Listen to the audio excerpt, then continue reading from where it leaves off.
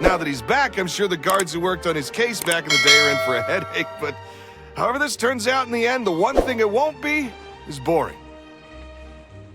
Couldn't agree more. As a journalist, I'm gonna get a lot of mileage out of this one.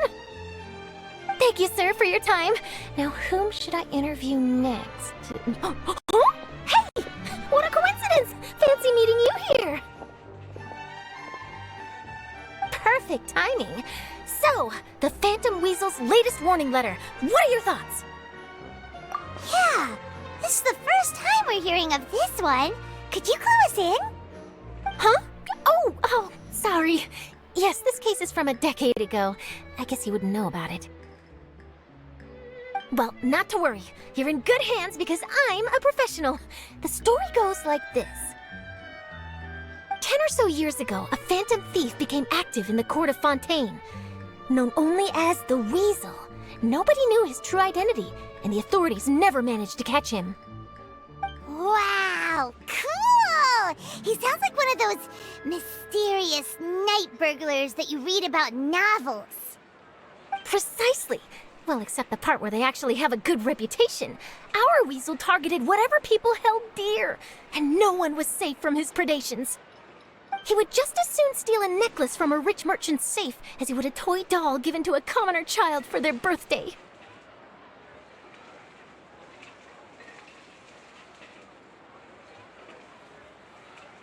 I know! The phantom thieves you read about in novels rob the rich to pay the poor, but this guy did not discriminate. Unsurprisingly, this didn't work wonders for his public reputation. Every man and his dog wanted to see him behind bars. Yeesh. So, did they catch him? Not exactly. There's a good chance that the Weasel would still be at large to this day if it hadn't been for an accident 10 years ago. A magician named Caesar fell to his death in a botched high-altitude escape performance. When the police went through his personal effects, they found a hoard of stolen loot and gadgets used for criminal activities. And that was how the Phantom Weasel's identity was revealed to all. Sure enough, thefts in Fontine went down after Caesar's death. But today, 10 years on, the notorious thief has once again issued one of his warning letters and pasted it on the gate of the Opera Epiclese for all to see. I had to squeeze through the crowd this morning to get a photo as soon as I heard. Here, it's this one. So, this is the warning letter, huh? Let's see what he wrote. 3 days from now, when evening falls, I shall take from you that which you hold most dear at the Opera House, just as you did to me 10 years ago. This is, without a doubt, a clear declaration of criminal intent. After years of laying low, the Phantom Weasel is back with a vengeance. What once seemed like an open and shut case has been blown wide open again. But why has he re-emerged now? And what does he want? I sense an epic scoop, and I'm going for it. Uh-oh. If this thief will steal anything that other people value, does that mean even we might be targeted? Really? Oh, let him try! In fact, Hyman's gonna eat all our snacks right now! Let's see what he can do about that! Okay, the people have spoken. It's clear that the public are very concerned about the Phantom Weasel's reappearance. Let's see, I've got a photo of the letter, my interview notes. Yep, that should be enough to form the skeleton of my article. It does feel like something is missing, though. Something exclusive. Who should I interview next? I need someone with a more concrete connection to the Weasel.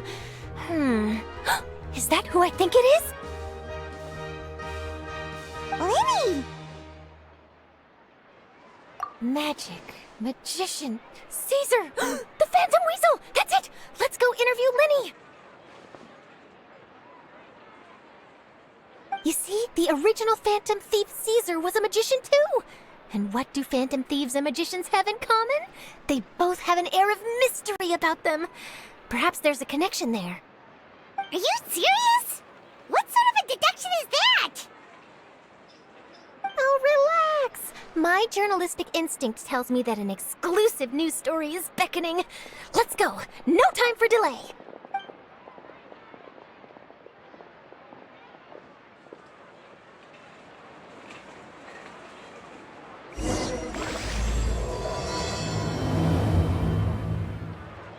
I'll take a guess.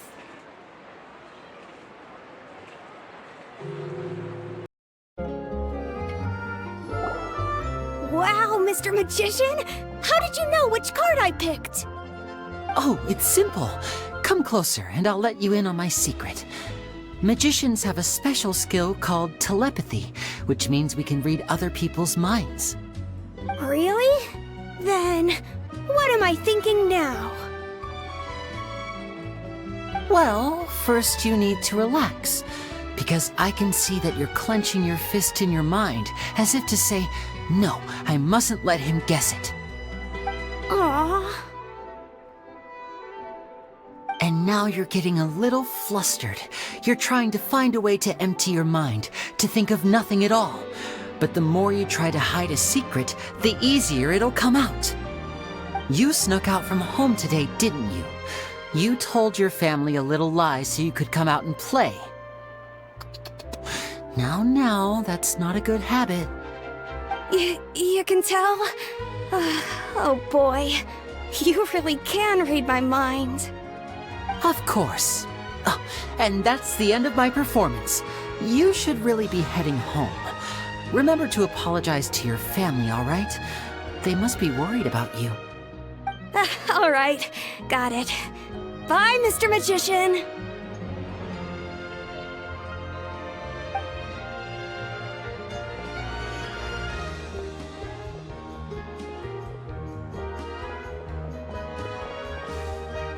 Hey, Lyney? Why, hello. We meet again. Are you looking for me? What's the situation? Well, why don't you guess, Mr. Telepathic? Oh, please. You didn't believe that spiel, did you? The power of telepathy is quite beyond me. I'm sure that child would beg to differ. Seemed like you were right on the money. That was nothing more than a little trickery. I made an educated guess based on his micro-expressions.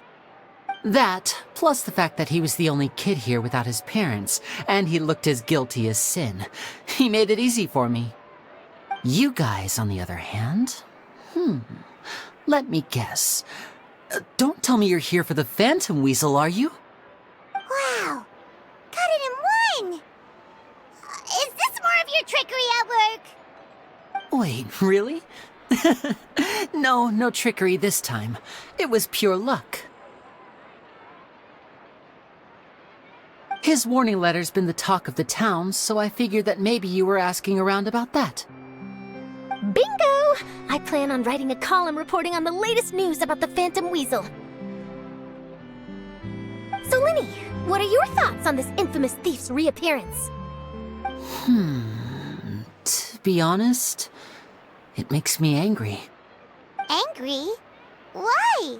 You read his letter, right?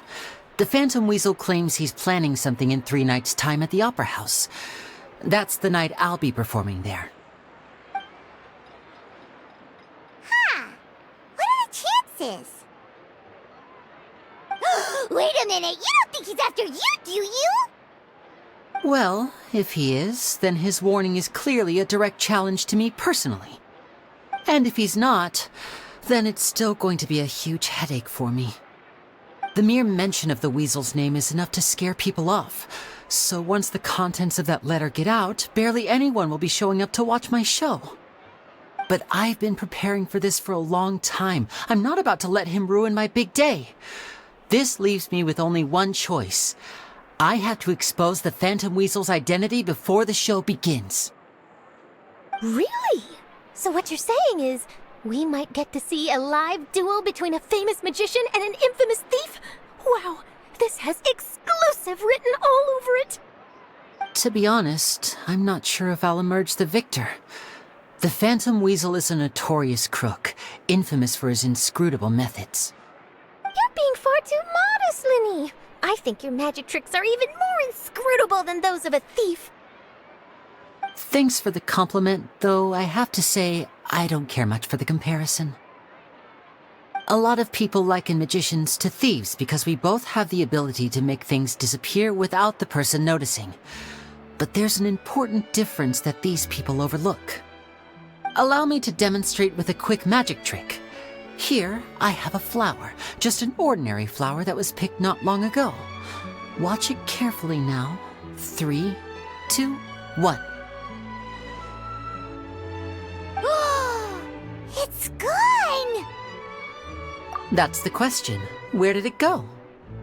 Therein lies the difference between us. Thieves make precious things disappear, but only magicians make them reappear. If I could now invite you all to check your clothes, there might be a surprise in there somewhere. A surprise? Let me see!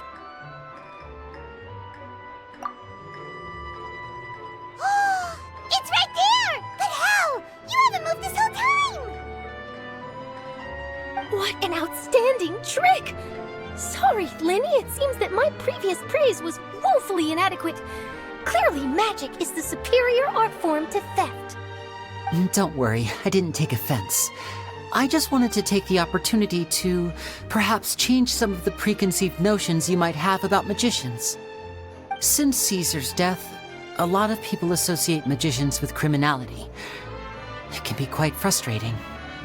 I can imagine. Coming back to your trick just now, might I presume that you are well versed in floral symbolism? For example, magicians often use rainbow roses in their flower-related performances to represent passion and romantic encounters. But you used a Lumidu spell, which, if I'm not mistaken, allude to separations. I'm curious to know if there was any deeper meaning behind this choice? Impressive knowledge. It's no wonder you're such a successful journalist. But I'm afraid I don't know the first thing about floral symbolism. I'm just in the habit of using Lumidu spells in my magic. It sounds like something I should look into, though. I'll buy myself a copy of Fontine's Floral Language Facts when I have some time. But it'll have to wait until this phantom weasel business is behind us. Well noted. In that case, this brings us to the end of our interview. I, for one, am looking forward to the final showdown between you and the thief. Please feel free to get in touch to update me on any further developments. Otherwise, I will of course see you at your show in 3 days' time, but let's hope the Phantom Weasel is caught by then. If there's nothing else, I'll be off. You've given me lots to work with here, and I've got no time to lose if I want to write that exclusive piece. I'll see you all later.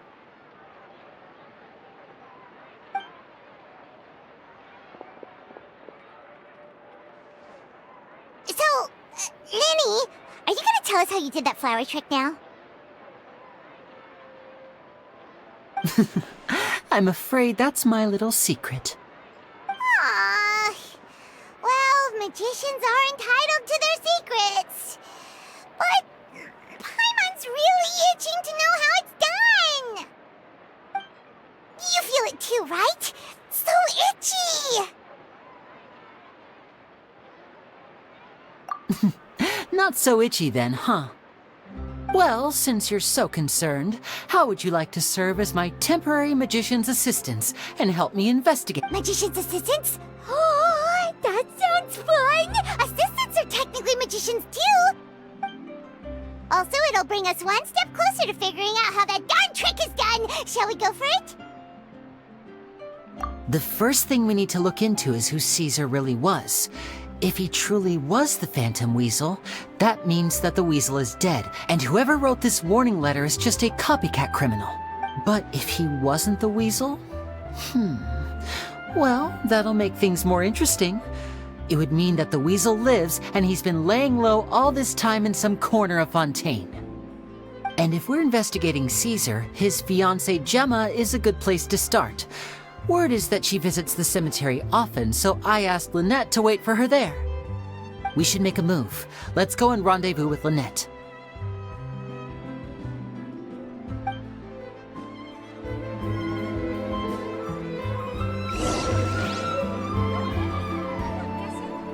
Fresh fruits, sweeter than syrup.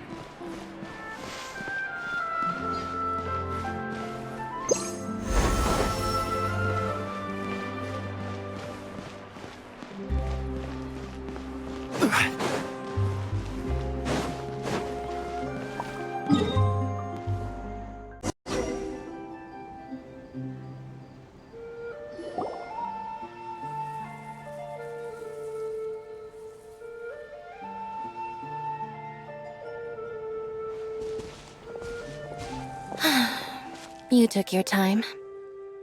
Sorry, I bumped into the Traveler and Charlotte en route, and we ended up chatting for a while. It's been a while, Lynette.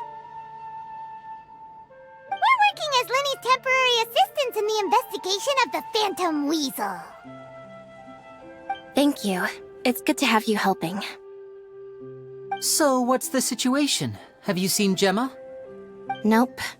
I've been here a while. How bizarre. Maybe it was bad intel. Well, we won't get anywhere by standing around waiting. Traveler, Piamon, let's go ask around.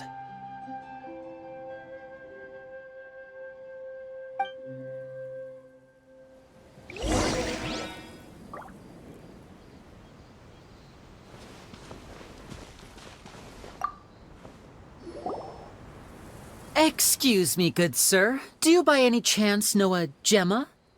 Gemma? You mean Caesar's fiancée? Sure I do. What's this about? I'm just trying to get a hold of her because I need her help with something. I heard she comes here a lot. Yeah, she does. Poor thing. It's no secret why, either. She's heartsick. Ever since Caesar passed away, she's been coming here once every week to clean his grave. Often, she just sits there in front of his headstone, lost in thought.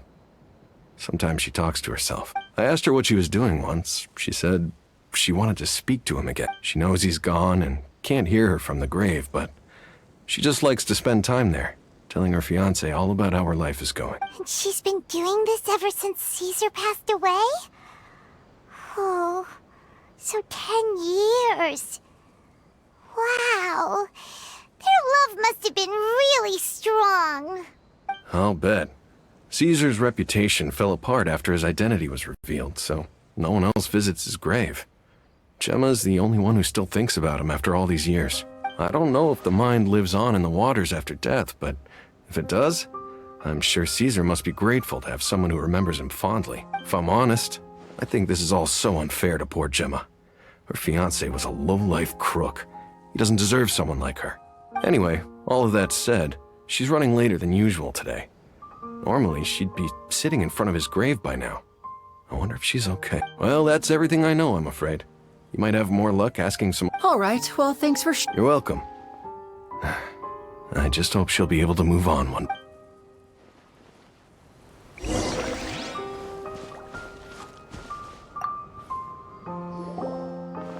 Did you hear the news? They're saying the Phantom Weasel's back. You're kidding. Wait, isn't he dead? I don't know anymore. All sorts of news flying around nowadays. I can never tell what's true and... But what if? Just hypothetically, I mean. What if this weasel's the real deal and Caesar was framed? Called it. Seriously, 10 years ago, on the day it all went down, I said to myself, you know what? This guy's been set up. The Caesar I knew was a good guy. He gave balloons to children on the Oh, please. Weren't you the one cursing his name to high heaven when the police announced the news? You were all, that gosh darn lousy son of a, you think you know a guy, or words to that effect. Wait, did I say that? I don't seem to recall. Hello there. Sorry for disturbing you, but I couldn't help but notice you were discussing the Phantom Weasel. We're actually quite interested in this topic as well, but we're struggling to get to the bottom of it. Do you think you could spare a moment to tell us a little bit about Caesar? You've come to the right people. Yep, I was there. Back when Caesar used to perform magic tricks on the street. He was a great magician. The best trick I ever saw him do was pop a transparent balloon, only for a whole bunch of doves to fly out from the inside. I was right up close and didn't blink or look away once. But for the life of me, I still don't have the faintest clue how he pulled it off. Really incredible stuff. I saw him perform too. He always used to bring some gifts along for the kids who came to watch his show, and he'd hand them out after he was done. Sometimes he even got the kids to write their wishes down, and then he'd make the items on the wish list appear in his next show. Huh. He doesn't sound like such a bad guy. But after he died, there were also rumors that he used the wish list to find out what was precious to people, with the intent to steal it later. As I'm sure you know, the Phantom Weasel would steal just about anything from anyone. Whatever the case, now that the weasel is back, Caesar's become a hot topic once more. I bet Gemma must be pleased. If Caesar's name gets cleared, maybe it'll finally give her some solace after all this time. No, speak of the devil. That's her over there. If you've got any more questions about Caesar, she's definitely the one to ask.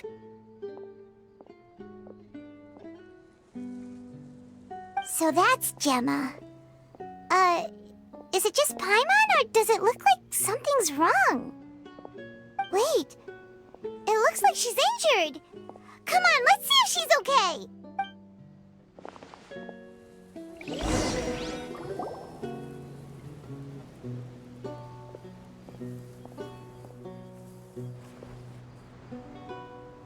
Hi there. You're Gemma, right? Who's asking? Don't be afraid, we mean no harm. It looks like you're injured. How bad is it? Thanks for your concern, but you didn't answer my question. Who are you, and what do you want with me? My name is Lyney, and this is my sister Lynette. My name's Paimon, and this here's the Traveler. We're investigating the Phantom Weasel. The Weasel posted a warning letter this morning. If he still lives, that means that Caesar was falsely accused. You knew Caesar better than anyone else. So if you're willing, we'd love to hear what you think about all this. I promise you can trust us. We won't hurt you. In fact, we'll do all we can to keep you safe. I never believed that he was the Weasel. Huh.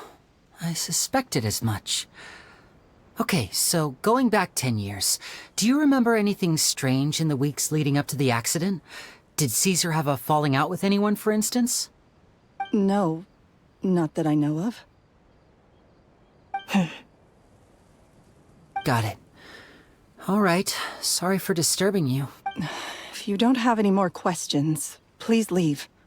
I want to be alone with him.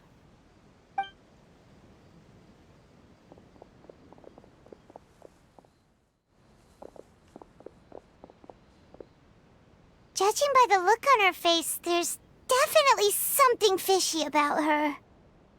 She's lying. She definitely knows something. That's fair. We're just a bunch of strangers who showed up and started questioning her about things that happened a whole decade ago. It makes sense that she'd be wary around us. In any case, I doubt we'll get any further here, so let's call it a day. Meet me outside Hotel de Boer tomorrow.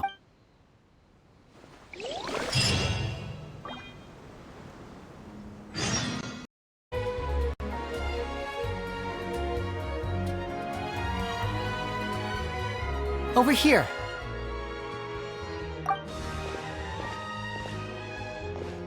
Lynette's not joining us today? I've had her follow Gemma and see if we can make any inroads with her. They should be at a cafe right now. Still, I don't think that Gemma's likely to open up to us. So, we need a contingency plan. Today, we'll be looking into a guy named Lorenzo, Caesar's former pupil and assistant. When Caesar passed away, all the stolen goods discovered in his home were confiscated and returned to their rightful owners. But Lorenzo was the only one privy to all his magic secrets, and he inherited his craft. Before long, Lorenzo was the next big magician in town, his fame surpassing even that of his master, and it made him very wealthy. He's since left the magic scene, though, and these days, he's a wealthy businessman with his fingers in a lot of different pies. I had to pull a lot of strings, but I managed to get him to agree to a couple of drinks with me. Be warned, though, I hear he's got a hair-triggered temper. We'd best be careful.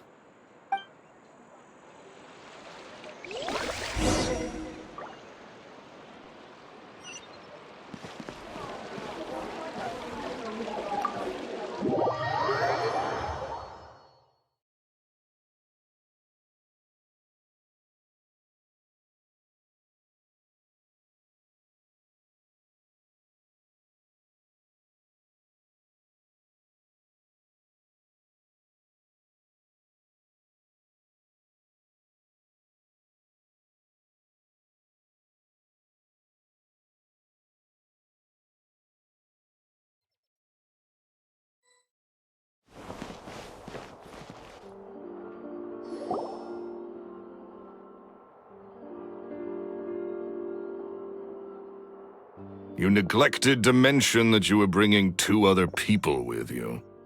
My apologies. These 2 are my assistants. When they heard that I was meeting with the former Magic Maestro himself, they begged and pleaded with me to bring them along. And if it's no trouble, a couple of autographs would really make their day. Oh, forget the pleasantries, just sit.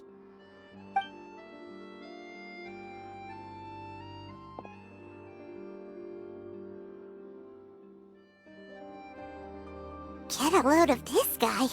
Forget the pleasantries, he says, but he looks pretty happy about Lyney stroking his ego. I only agreed to meet since we're both magicians. Do me a favor and cut to the chase. I have more important things to do than drinking. Much obliged, sir. As it happens, the matter I want to address is also related to magic. Yesterday morning, a warning letter from the Phantom Weasel appeared on the entrance to the Opera House. He claims to be planning something for the same evening that I'm scheduled to do a magic show there. As such, I believe that I may well be his target. I have to get to the bottom of this to ensure that my show can go ahead as planned. Naturally, any investigation into the Weasel starts with a few questions about Caesar, who... What is there to investigate? Caesar was the Weasel and he's been dead for 10 years. So what if some sick creep thought it'd be funny to write a warning letter? It changes nothing.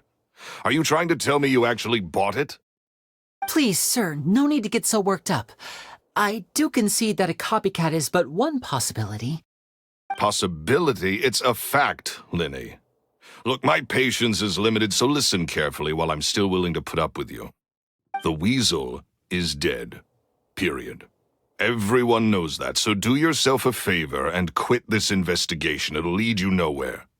Look, if this affects your magic show in any way, I will personally compensate you for any losses. Oh, sir, I'm honored, really. But this isn't about finances for me. My pride as a magician is what's at stake here, Lorenzo. Copycat or not, this person has thrown me the gauntlet, and I must meet their challenge head-on. Your pride? Don't mince words with me, boy. Just tell me, what exactly are you seeking to do? I want to find out the Phantom Weasel's true identity. I have to know for myself what really happened 10 years ago. What would that accomplish? And what do the events of 10 years ago have to do with you, anyway? Look, you of all people should know that a magician never reveals their secrets. And in any case, dead men don't talk. So if you really care about your magician's pride, then you'll forget about Caesar and move on. Uh-oh. This is getting awkward. Lorenzo? Is that? Oh, it is you!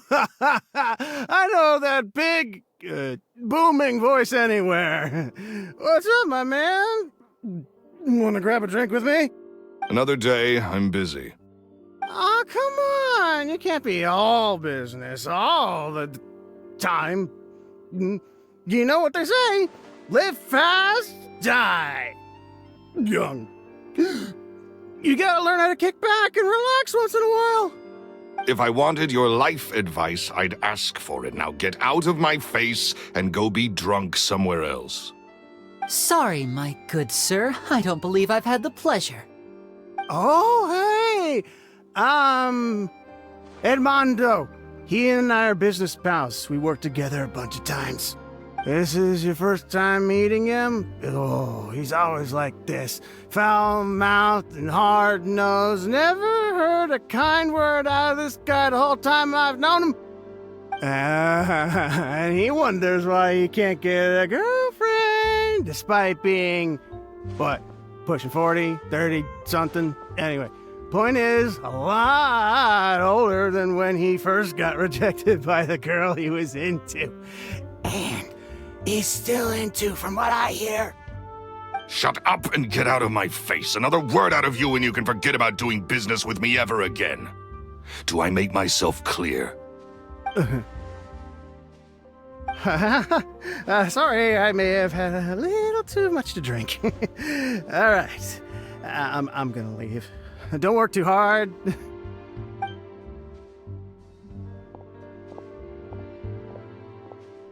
I think it's high time I made a move as well. If you really want to investigate this, Lyney, be my guest. But if nothing good comes of it, don't say I didn't warn you.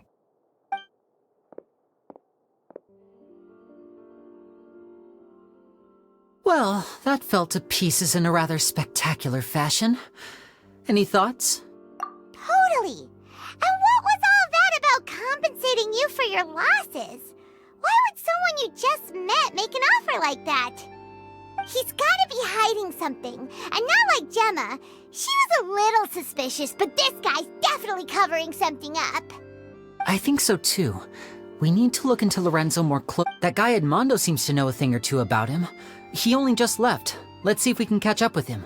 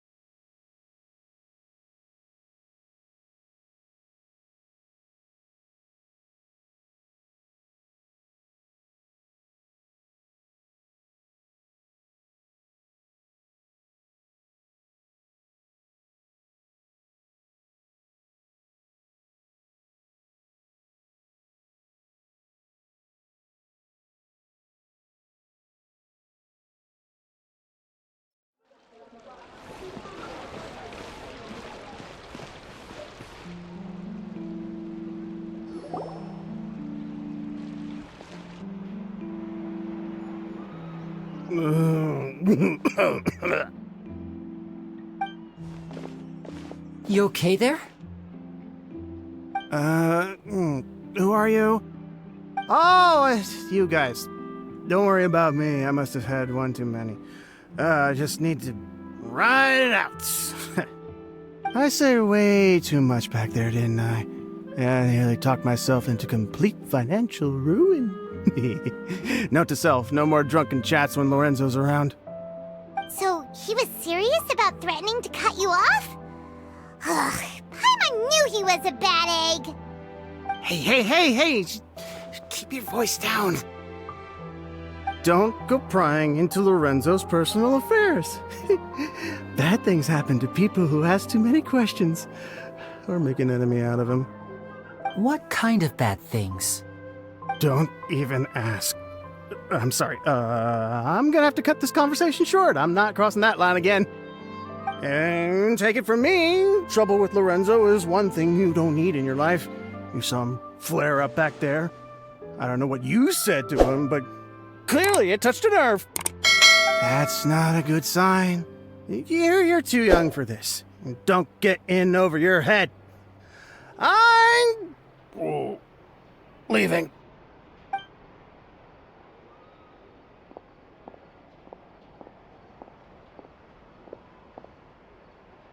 And there he goes. What do we do now, Lyney? Shh! I think we're being watched.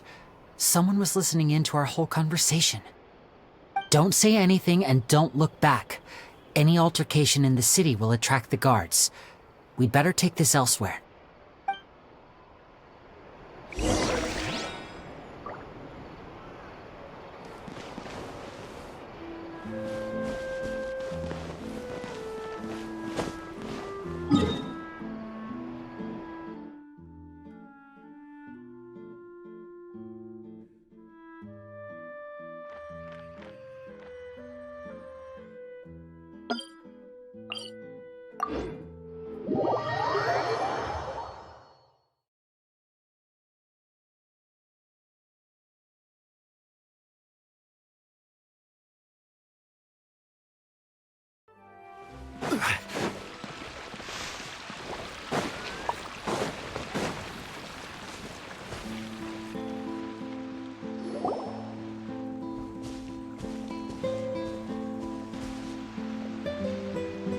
You followed us a long way.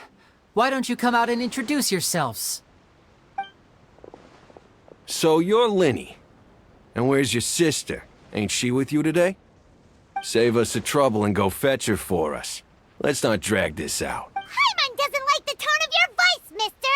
Who sent you, huh? Save your questions, missy. You ain't gonna need answers where you're going. Capiche? Looks like we can't avoid this fight. Now, I'm not the strongest fighter, so I hope you're ready to back me up. Don't worry, we got this!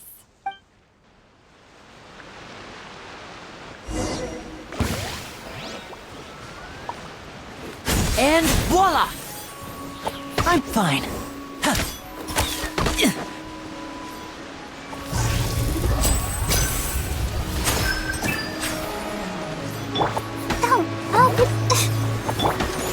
Incoming.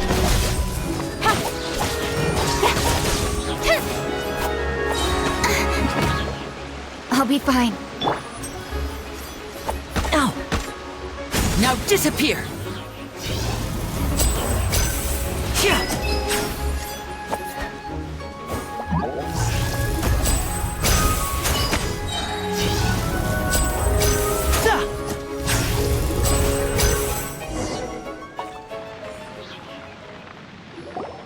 Curses. They're tougher than we thought.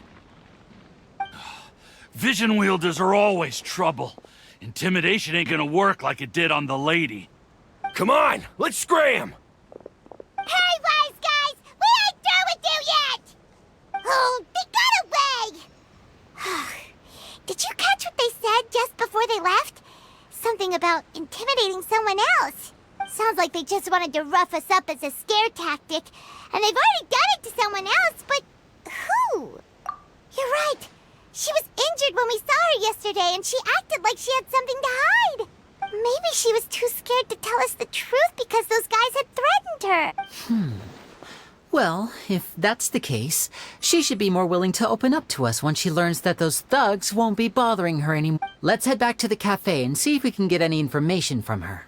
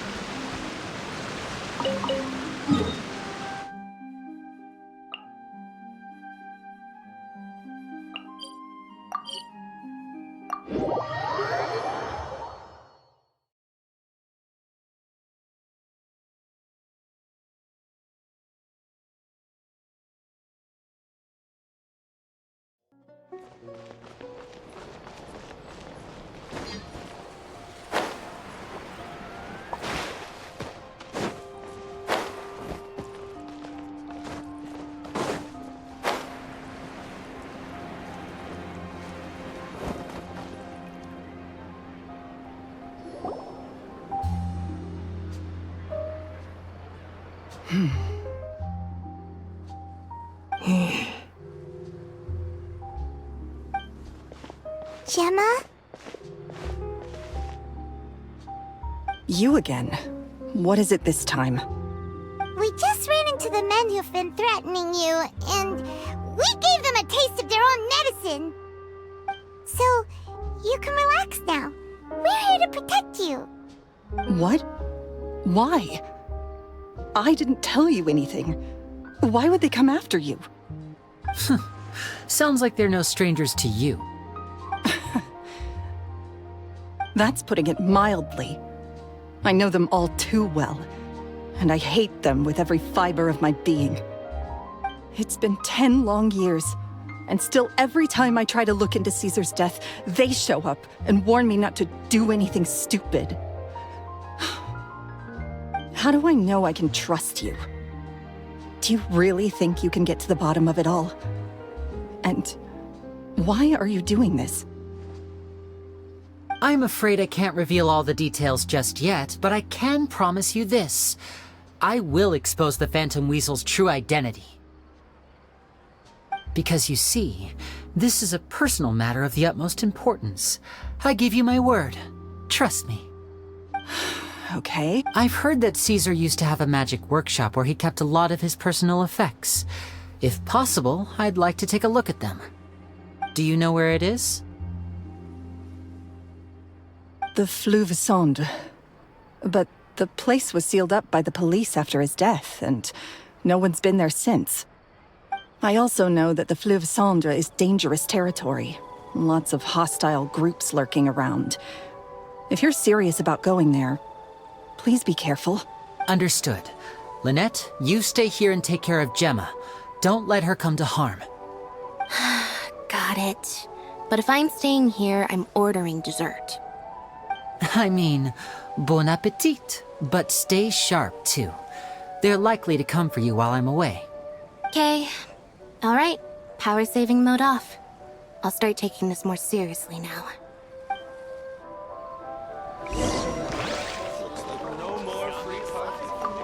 With me here.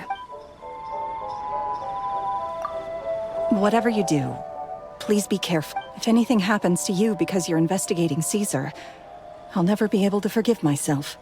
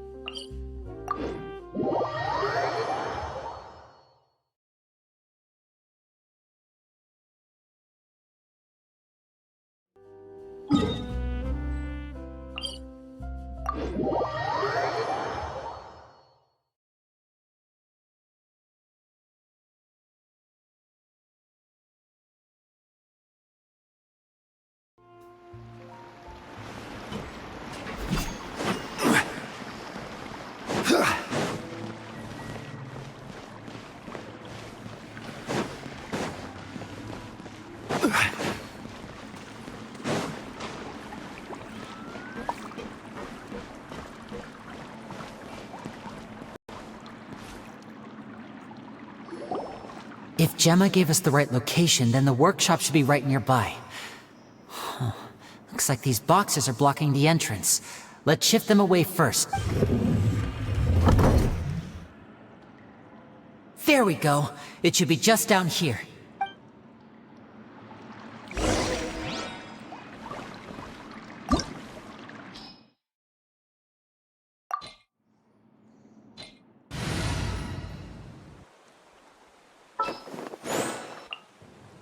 I charge a higher rate to meet outside the office.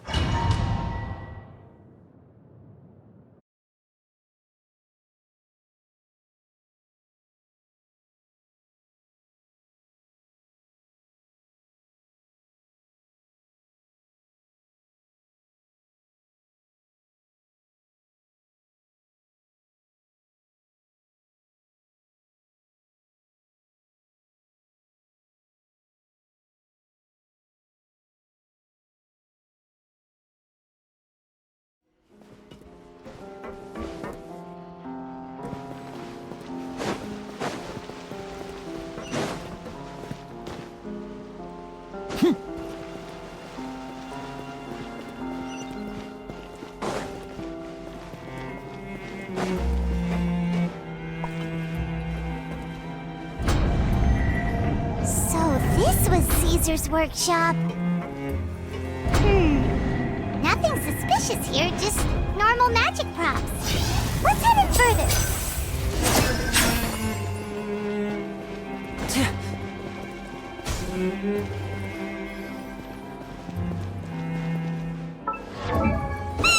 What was that?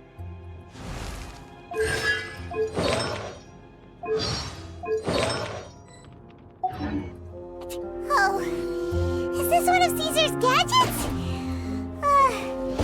Guess we must have triggered some sort of device.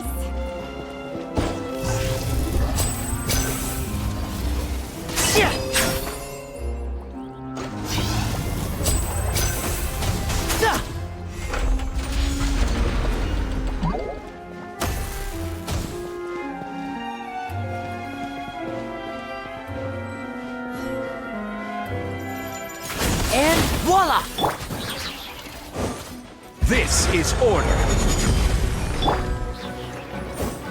Into the wind. Motion to compel.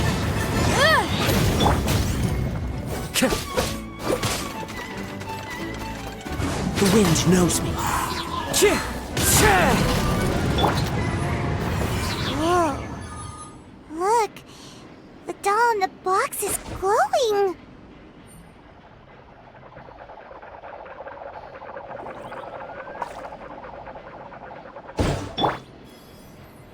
Step right up.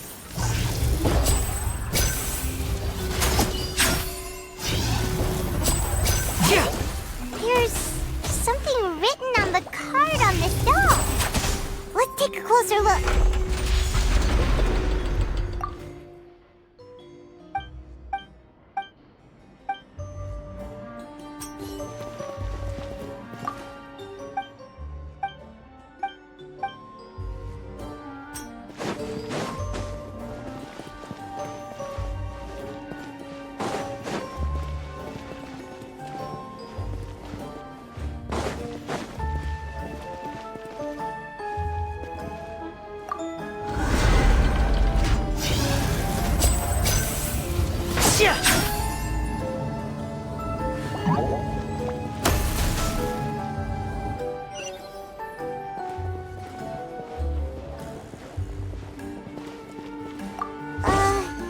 These magic boxes are moving.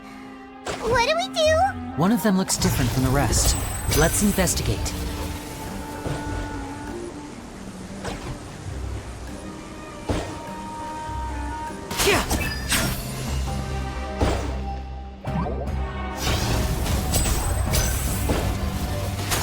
Got it. We're supposed to find the box that lit up at the start, right? There should be another wish list inside. Let's keep trying.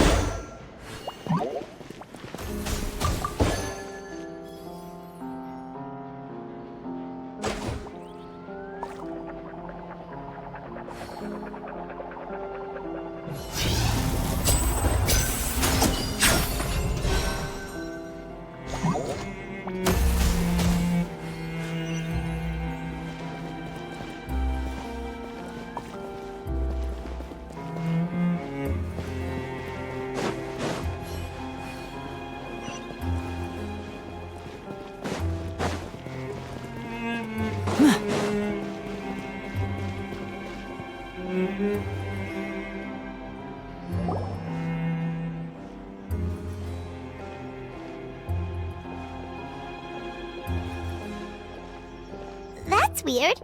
Have we reached the end already? There's nothing here. Maybe this was a wasted trip. This place seems a little too ordinary for a magician's workshop. There's a distinct lack of mystery. We've triggered quite a few devices on the way here. I'm starting to wonder whether Caesar built this whole place as one big, elaborate magic contraption. If so, then there must be more to this place than meets the eye. Maybe a hidden room somewhere. Aha! If I just move this book, then hopefully... and... presto! A secret passageway! How did you know? I'm a magician too, and apparently great minds really do think alike. Looks pretty big inside. Let's head in and take a look around.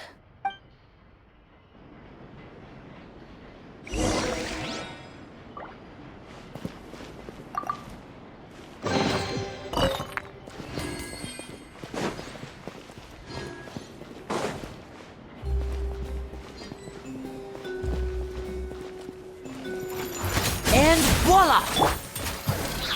Fallen leaves, adorn my night! Into the wind!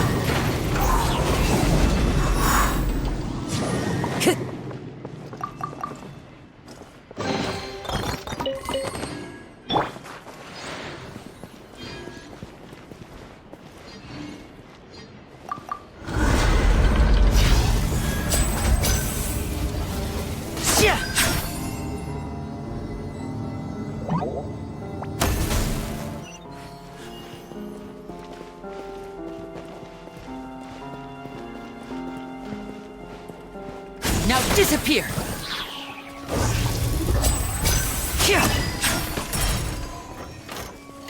A round of applause!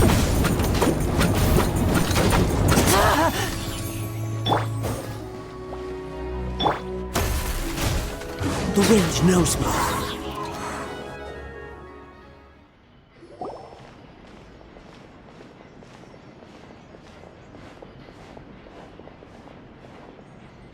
Why have you stopped, Lyney? Is there some device in that book? It just looks familiar somehow. Let me check this out for a second while you guys go on ahead. If anyone makes a major discovery, let's rendezvous here. All right, see ya!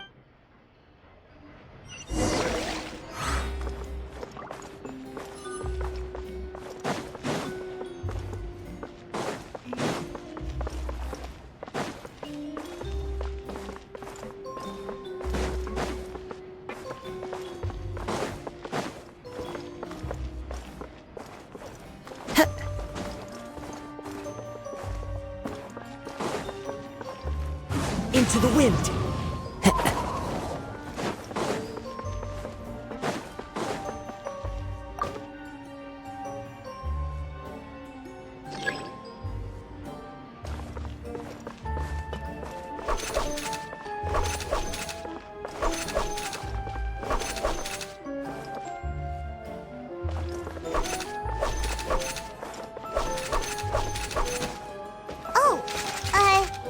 Seems like we can't step on the same tile twice. Guess we've got to finish it in one run, huh?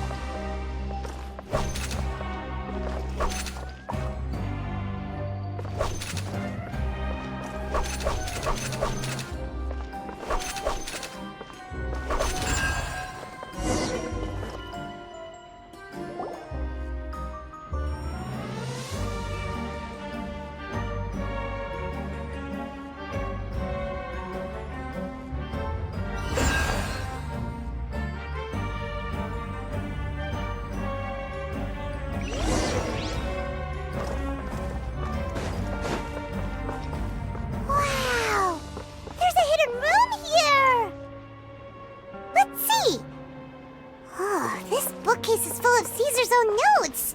He wrote a lot about the principles of magic. Whew. Much too advanced for Piamon. Hey, look! Is that Caesar's diary on the table? This book's thick as a brick! Let's take a peek inside it, shall we?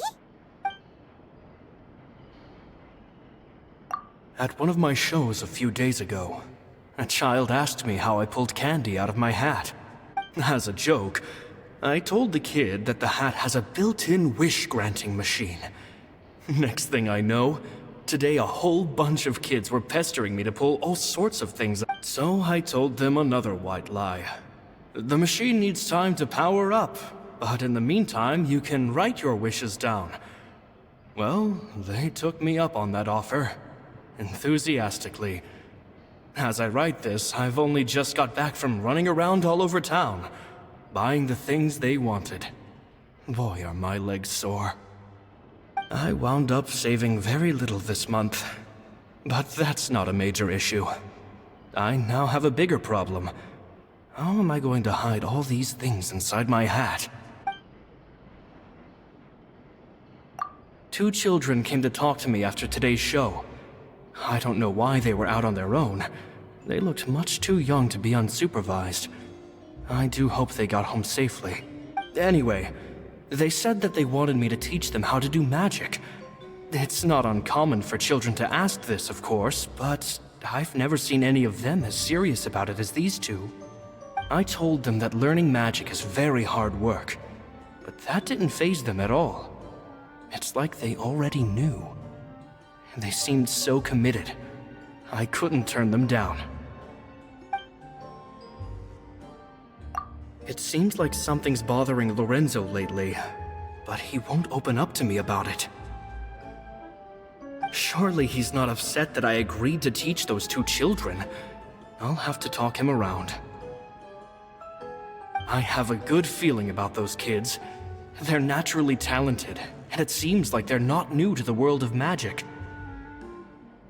They have all sorts of fantastic ideas. All I'm really doing is helping them develop a more professional standard training plan.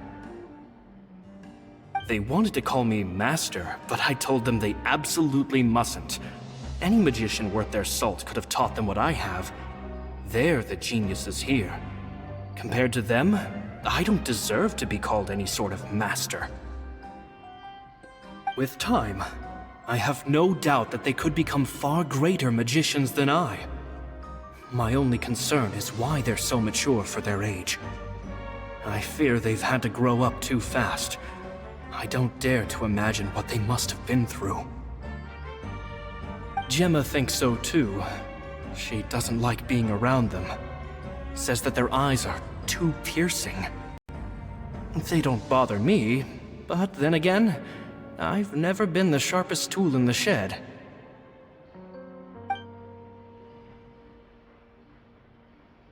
It's nearly time for me to go on tour. I asked the two kids if they'd like to come with me, but they shook their heads. I once overheard them talking about their father and their mission. Sounds like their parents have other plans for them. I guess we'll be parting ways soon. It's only been 10 days since I first met them, but I think that I've gotten a feel for their personalities now. They're very tough, but also very cautious, and they trust no one but each other. This, I fear, is not a good habit to have. They hide things from me too. For example, when I asked them where they live and why they wanted to learn magic, they lied. That's the thing about children.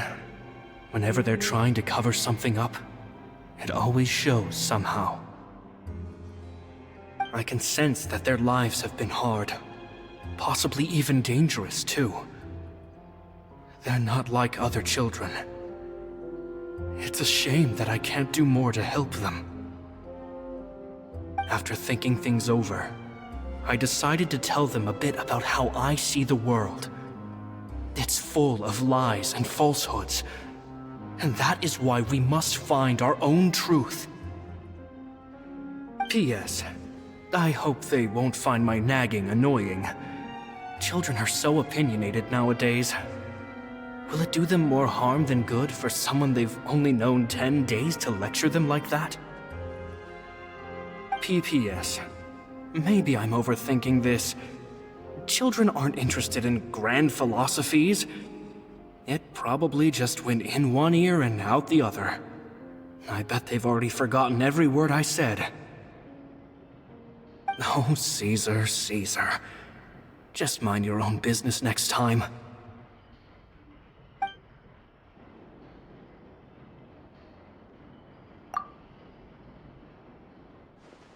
Two magic geniuses with a father and a mission, huh? Sounds a lot like he was writing about Lyney and Lynette, don't you think?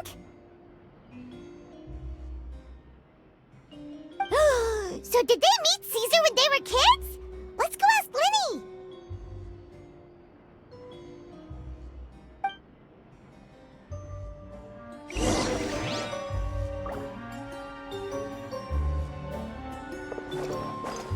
Time to go.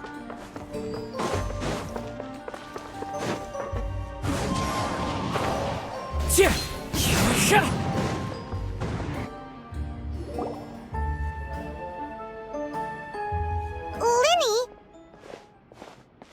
Shh, hold that thought. As I expected, there's a lot of fishy things going on in this place. Fishy? Uh-oh, what have you found? All in good time. Before we go over our new leads, I want to tell you how a high-altitude escape is performed. First, the magician slots themselves into a magic box in full view of the audience. The box is then suspended high in the air, and a short while later, the base automatically opens. At this point, a dummy will fall out of the box, but it looks real enough to grab the audience's attention, and they start wailing and screaming. Meanwhile, the real magician, who has by now blended into the crowd, waits for a good moment to make their appearance and put on a hysterical performance. Oh no! Is that me? Did I just fall to my death? Very vivid description. Piamon can really picture it. And then what? The audience's gaze then turns to the magician, and by the time they realize what's happened, the dummy has vanished, as if everything that just happened was some sort of shared illusion. Of course, that's just how I think the process should work, theoretically speaking.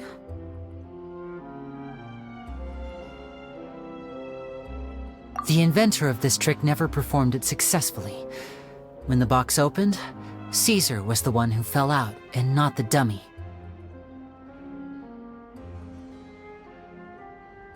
He fell right to the ground from the highest point of the opera house. No one could hope to survive that fall, not without a vision at least. And no one else has ever attempted this trick since. My understanding of how it works is just based on what I could gather from his notes and the relevant gadgets here in his workshop. So Caesar's famous high-altitude escape has never been done, huh? Piamon was about to say how cool it would have been to see it in person, but if it's that dangerous, it's probably for the best that no one else tries to do it. Wait a second. So if a dummy's supposed to drop out of the box, then where does the real magician go? How does he get out? Glad you asked. That brings us to the secret of said box. This box right here is the one that Caesar constructed himself to use in the performance, and it's not as simple as it looks. Inside, there's a device that only the magician himself would know about. Once the magician's inside and the box is lifted up into the air, the audience's view of the box is fixed at a certain angle. From where they're standing, they have a clear view of the front, sides, and bottom, but the back and the top are now no longer visible. At this point, the magician presses a button inside the box, opening a secret door out of view. He then escapes through this trapdoor onto the opera house roof, waits for the dummy to fall and distract the audience, and quietly returns to ground level. That's way simpler than Piamon imagined. Even Piamon could probably do it. Well, there's a little more to it than that, of course. The hardest part of this trick is controlling the audience's mood and reactions. That takes an exceptional degree of showmanship. There's the falling dummy, the miraculous reappearance, the pompous performing. Maybe the magician would even have themselves tied up before it begins to strengthen the impression that there's no escape. Many days and nights of careful research and painstaking practice would have gone into this, all culminating in a performance just a few minutes long, but one that still manages to transform the shock and grief of a tragic accident to the joy and laughter of a mesmerizing magic trick. Caesar was a highly accomplished magician. But unfortunately, even he didn't manage to pull it off. So, how did it go so wrong? You said you found some fishy stuff here. Have you figured out what really happened? I can make a pretty good guess. I looked into the case files. The magic box Caesar was using at the time of his death had the secret button I mentioned positioned on the right-hand side. And, sure enough, he always used his right hand as his dominant hand in public. Okay. Nothing suspicious there. But here's the strange thing. Most of the devices in this workshop have the mechanism on the left-hand side, including this box right here. Which leads me to believe that Caesar was in fact left-handed. Because a magician can't afford to have their most basic habits stand out too much. People naturally focus their attention on the most important details of the task or situation at hand. But a magician needs to be able to redirect an audience's attention at will, so as to avoid arousing their suspicion. The essence of magic is getting people to believe a lie. If even the truth raises eyebrows, the falsehoods become all the more difficult to mask. And so, Caesar trained himself to use his right hand to align with his audience's expectations. Great magic always requires sacrifices. But in his most stressful and nerve-wracking moments, and when no one was watching, reflex would kick in and he'd use his left hand. That's why he set his gadgets with the mechanism on his left. Exactly. I think that's likely what happened. Caesar would have been under a lot of time pressure during the escape.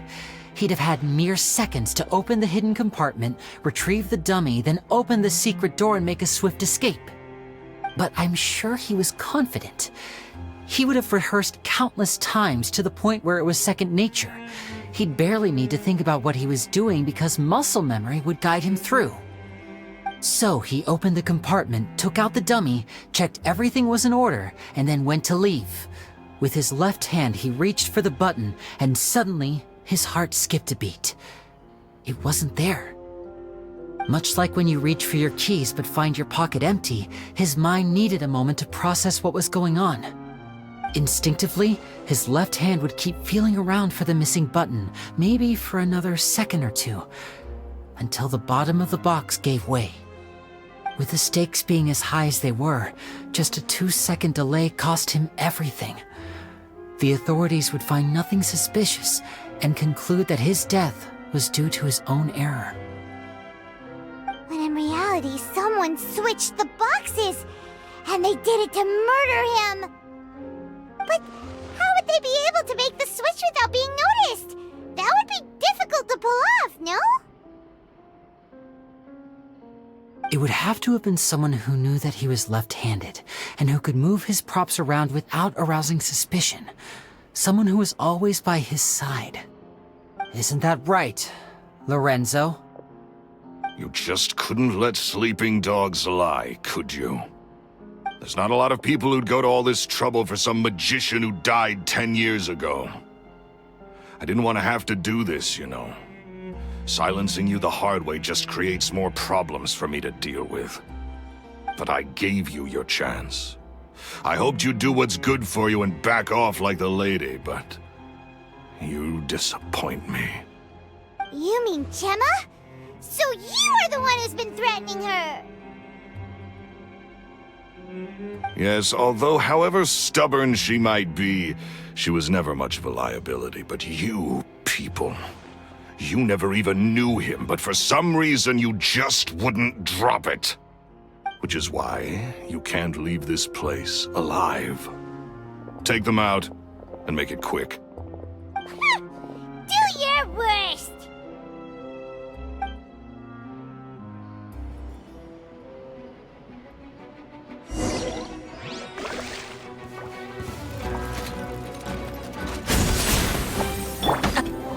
Order guide you. The wind knows me.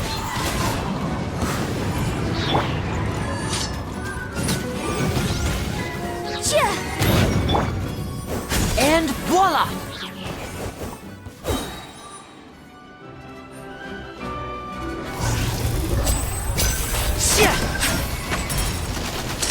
Here comes the finale. Step right up.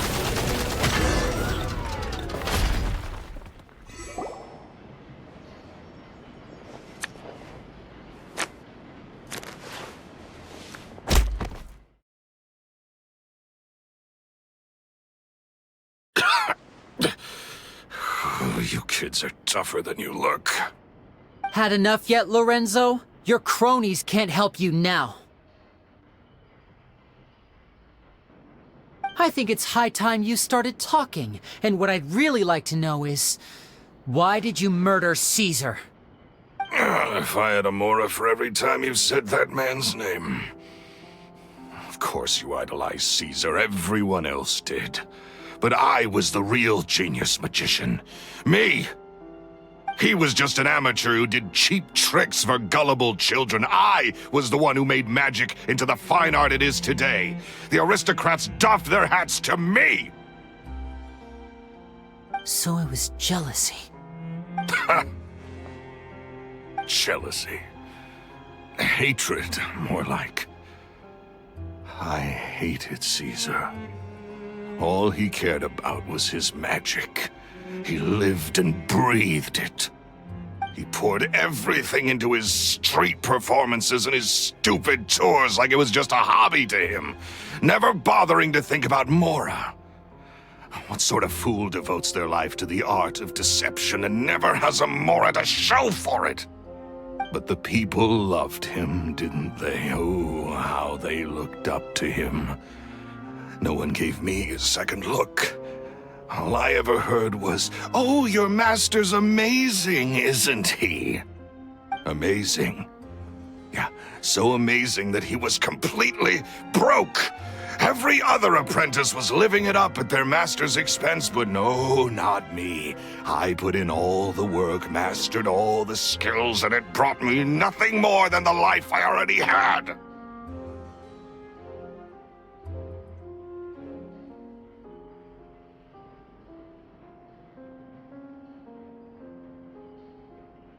He forbade me from using magic to trick people out of their Mora. There was nothing he hated more than that. And with his reputation in Fontine, it was too risky for me to go it alone.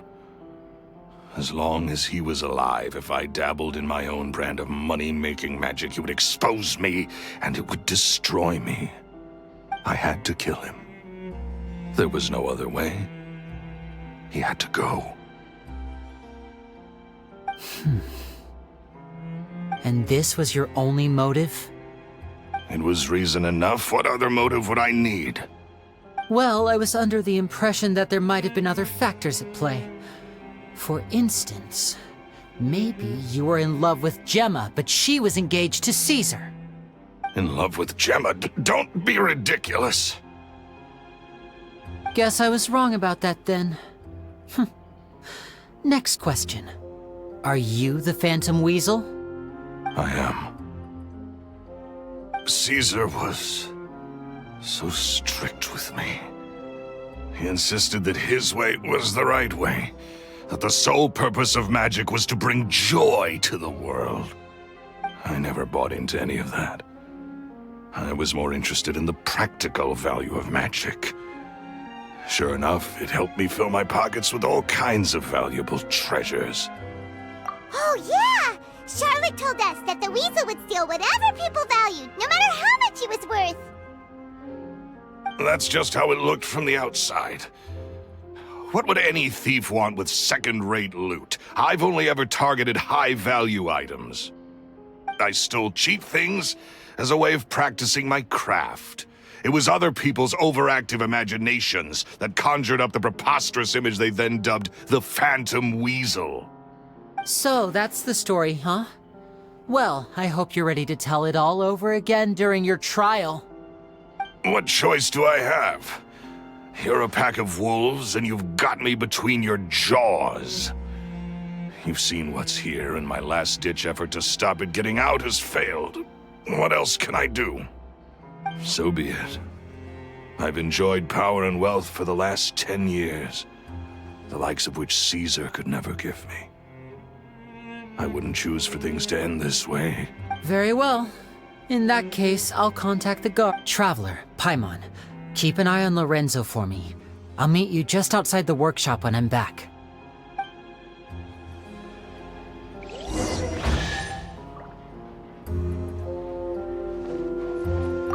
At least I can finally stop.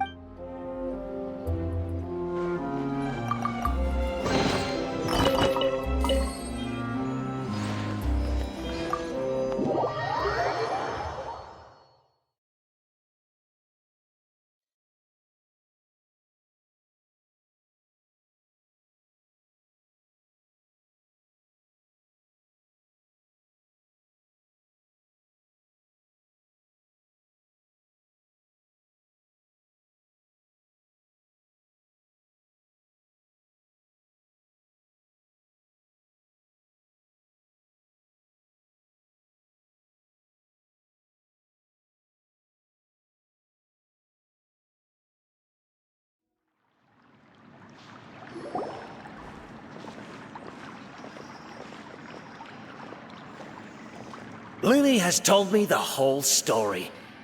Lorenzo, do you confess to the murder of Caesar and to framing him for the Phantom Weasel's crimes? Look who's finally developed a conscience. What kind of disciple murders their own master? I hope it was worth it, because there'll be hell to pay.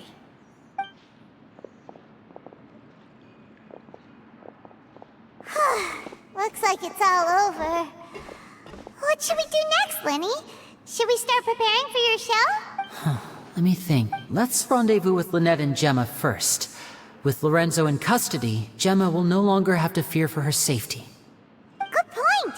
We should go tell Gemma the good news right away! It'll give her some peace of mind for sure.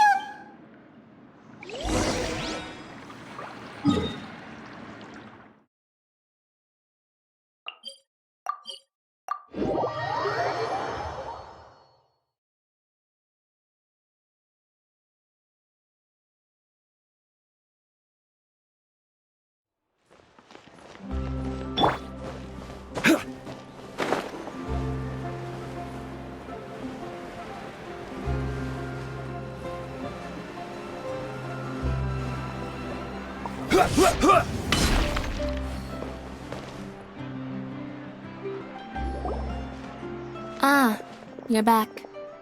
You were so quick. I've only just finished my third dessert. Your third? Lynette, come on, we've talked about this. Everything in moderation. You're not gonna have any room left for dinner now. It's fine. I'll shift to exercise mode and jog off the excess sugar. That's besides the point. Well, it's done now, but try to eat a more balanced diet in the future. Point taken. Did everything go okay? Of course! Lorenzo was no match for us. The guards are taking him into custody as we speak. Gosh, that's amazing. I'm sorry, I still didn't know if I could trust you, but now it seems I can. I had my suspicions about Lorenzo, but It's okay, we understand. He did threaten you. Paimon would find it hard to trust strangers in your position too. But you don't need to be scared anymore. Everything's gonna be okay. Sorry. My emotions are all over the place right now. I've been waiting for this day to come for so long. I always wanted to report Lorenzo. He took all of Caesar's property, which I found suspicious, but I had people watching me all the time, so I couldn't risk looking into it. I was so afraid. I was scared he'd do something terrible to me, and then no one would be left to visit Caesar's grave. So I never had the courage to speak out. Thank you all.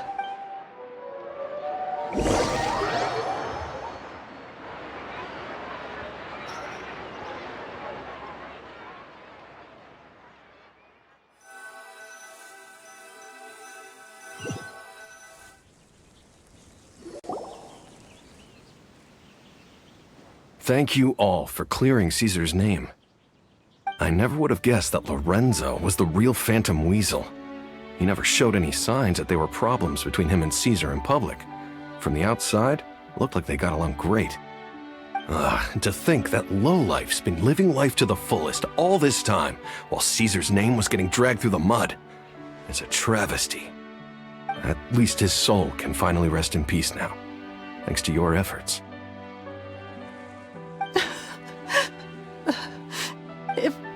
If only I'd realized before it was too late. Don't blame yourself, Gemma. This isn't your fault. Yeah, you still have the rest of your life to live. Caesar wouldn't want to see you spending it feeling guilty. Cheer up, Gemma. My brother's doing a magic show at the Opera House tomorrow evening. Would you like to come along? It might raise your spirits. This show will be a special one. We're holding it in Caesar's honor. In Caesar's honor? Really? Oh, thank you. I'll be there. Great. We'll see you tomorrow evening. Traveler, Piamon, don't be late.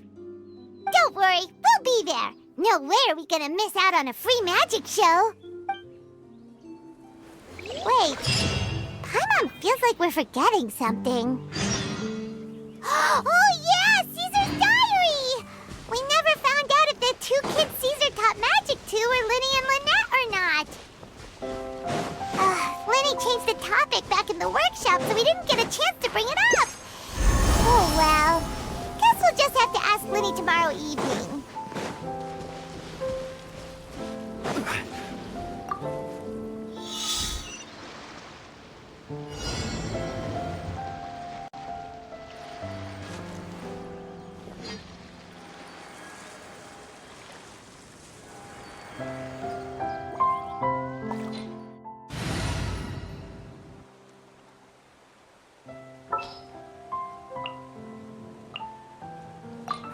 Who ate a poisonous mushroom this time?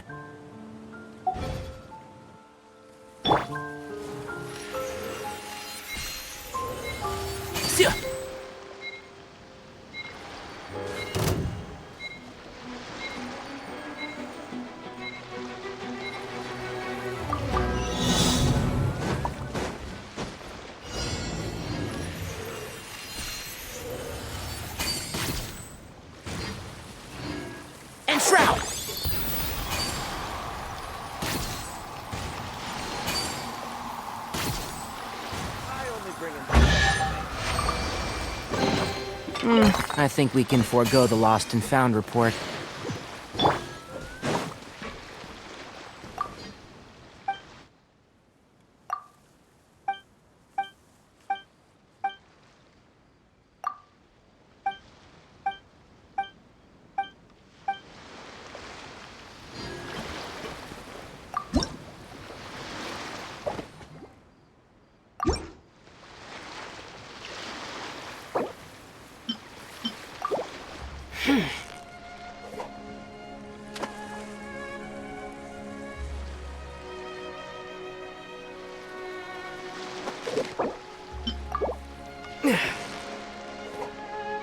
I only bring in things that have a name.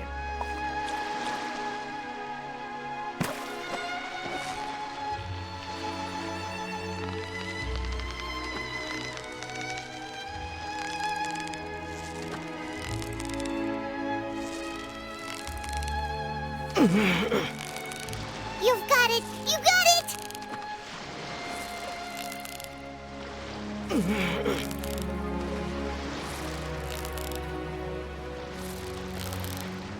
I only bring in things that have a name. Whoa! Nice catch!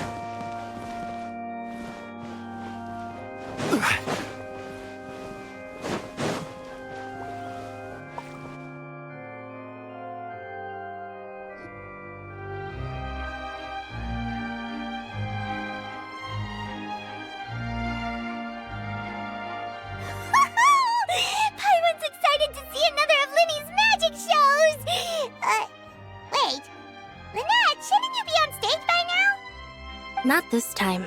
My brother's going solo today. So, I'll be watching with you. Good evening, ladies and gentlemen. I hope everybody's ready because the show is about to begin. The great magician Lyney has prepared a spectacular show for us all tonight, concluding with an all-new grand finale that no audience has ever seen before. Wow! A new trick! Thank you all so much for coming. Now, prepare to join me on a journey through the mystical and miraculous.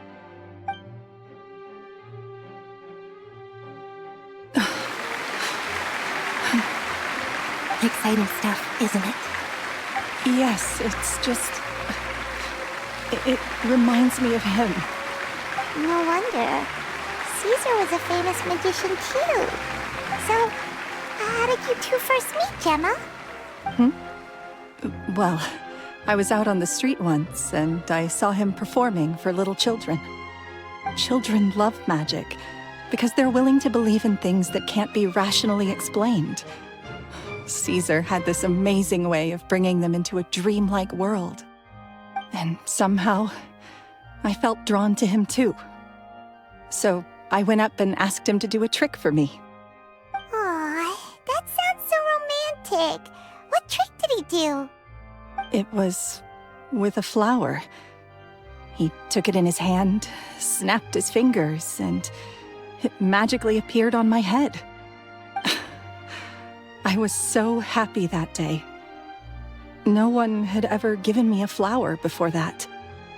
Oh, that's so cute!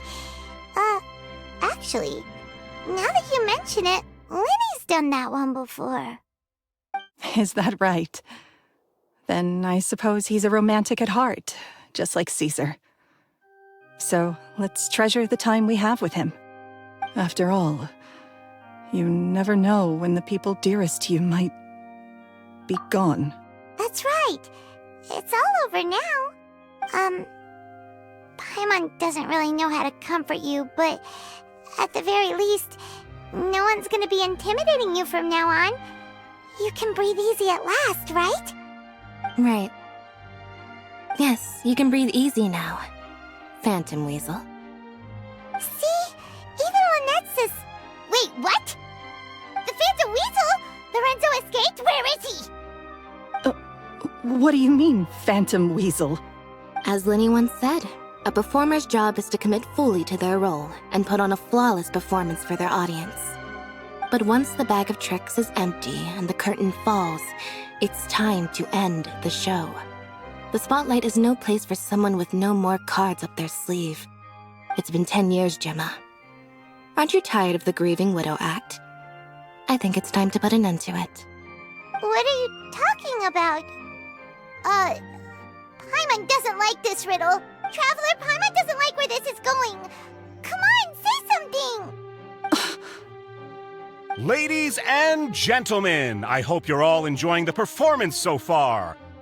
There will now be a brief intermission, after which Lyney will perform the most electrifying act of tonight's show, the one we've all been waiting for.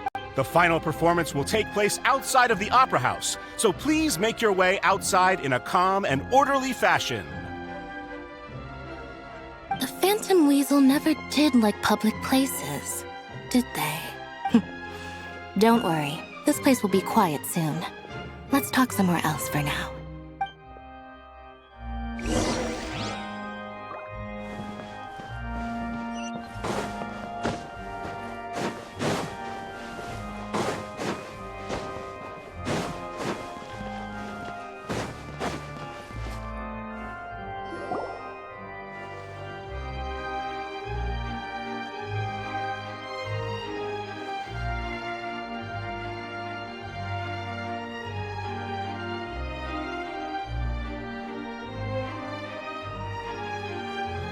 Dear me, this is awkward, isn't it?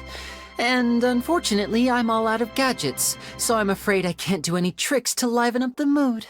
This is a big mistake for a magician to make, but thankfully, I do have a backup plan.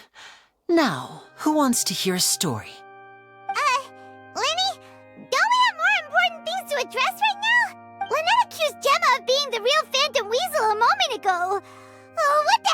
going on? All in good time. Magicians are good at guessing what people are thinking. I know the questions you want to ask. And as it happens, the story I'm about to tell might answer a few of them. Really? Well then, let's hear it! Paimon! Let's go back to the very beginning. A decade ago, when the Phantom Weasel was terrorizing the court of Fontine. She never missed a target, never left a trace, and no treasure was safe from her thieving hands. But as her infamy grew, so did the readiness of the police, and her opportunities to act became ever fewer. Every day she ran the risk of being exposed for who she was. Of course, she could not simply take this lying down, and before long she found her ticket to freedom. She would create a scapegoat, a false weasel to close the chapter on her behalf. After weighing her options, she set her sights on a renowned magician, Caesar. After all, magic and theft shared enough similarities for people to buy the story when the truth came out. So then what? Being the master deceiver she was, the weasel easily earned Caesar's trust. Now all that remained was to frame him for her countless crimes. But as she was considering how to make her move, she noticed Caesar's aggrieved pupil, and a new thought entered her mind. Maybe I don't need to get my hands dirty after all. At her encouragement, Lorenzo tampered with Caesar's magic box, causing him to fall to his death. Afterwards, Lorenzo seized his master's property, and the weasel set about tarnishing Caesar's reputation. Two co-conspirators committed the perfect crime.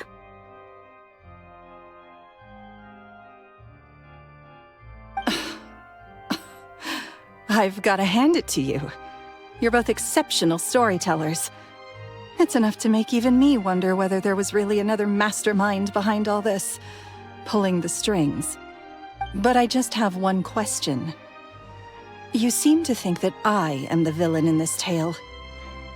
What's brought this on, Lyney? Is it something that Lorenzo said?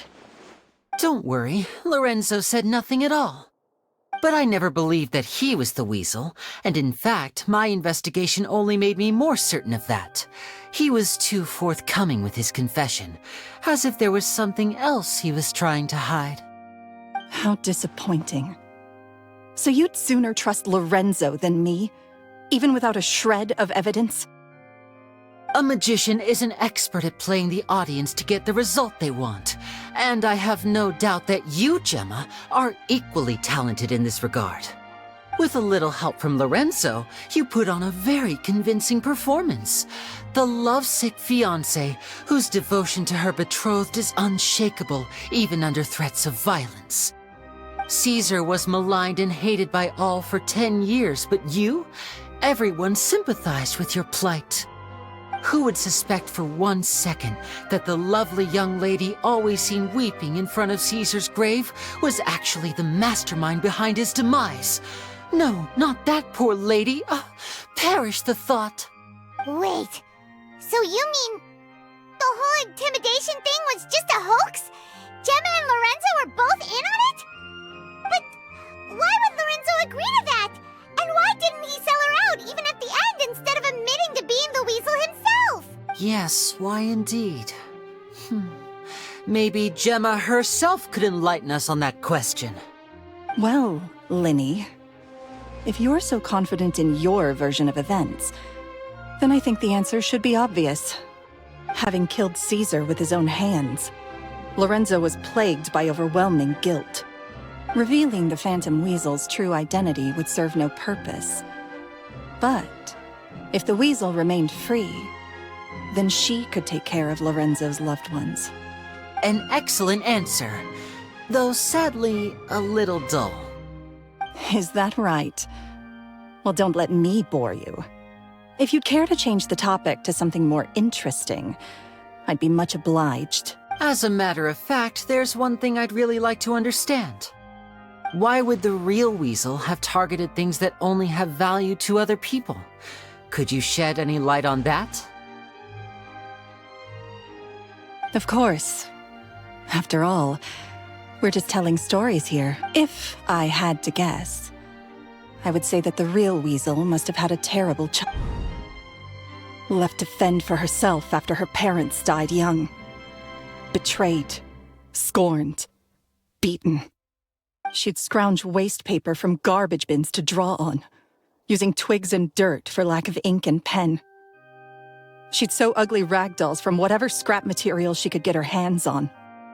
This was her only source of happiness in life. But it was all she needed, and she was content. Until the world decided that even this was too good for her. Once again, she was betrayed. And this time, everything was taken from her. She felt like life was a miry pit that dragged her further down the more she struggled to escape. At that tender age, she should have been happy. Instead, she stood in the shadows and watched with envy as all good things in the world passed her by. This was a fate too cruel for anyone to bear. Her pain became a breeding ground for dark thoughts. Thoughts which festered and grew into a twisted solution to her troubles. I detest the happiness of others. In all its I will rob them of everything they hold to be good and true. And it will fill the void in my soul. That's some pretty heavy stuff. Now it all makes sense. Does this story satisfy you, Lyney? Yes, it is quite to my tastes. Thank you for helping to clear up my confusion. Huh. That's right. What drove you to write that letter, Gemma? What were you trying to achieve there? Because without that, none of this would have ever come to light. She didn't write the letter. After 10 long years, I'd hoped that the Phantom Weasel would be consigned to the history books by now. But it seems like someone still wasn't ready to let her finally be at peace. Lyney. Or should I call you the Phantom Copycat now? You were the one who posted that letter outside the Opera House. But why? Very sharp, Phantom Weasel. Still as shrewd as ever. Well, no need for me to be coy about it. Our goal was to clear Caesar's name. The most straightforward way to change the public's impression of Caesar was to force the Weasel to show themselves. That's it? You had no other agenda? Of course we did. We made it quite clear in the letter, I believe. I shall take from you that which you hold most dear, just as you did to me 10 years ago. 10 years ago? You mean Caesar's death? You met him? Wait. Oh, I get it. You were those two obnoxious kids. It's been so long, and you're all grown up now. I didn't recognize you. He taught you magic back then, didn't he? For what, 10 days or something? And you went to all this trouble. Why? Because you feel like you still owe him something? We remember all our debts, however great or small. 10 years ago, Caesar's reputation was torn to shreds, and his legacy was thrown out. 10 years on, and no one cares what the truth is anymore.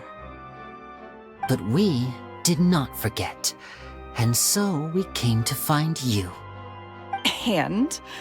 What exactly did you take from me? I'm still standing, as you can see. Lorenzo has admitted to everything. I'm free. Free? Do you really think so? Caesar once told me that even though the world is filled with lies and falsehoods, we must find our own truth. I think that applies to you too. Truth can take many forms. Prized possessions with nostalgic value, fervent hopes and dreams, and irreplaceable people. Life took many things from you, and those wounds never healed. When they ached unbearably in the dead of night, stealing became your way of numbing the pain. What are you trying to say? I'm saying that for the last 10 years, you've been living a rather uneventful life. Perhaps that's because you found something other than a life of crime to fill the hole? Back to Lorenzo for a second. He murdered his own master, played along with your act, and took pains to make sure any suspicion would be directed towards him. But what did he have to gain from all that?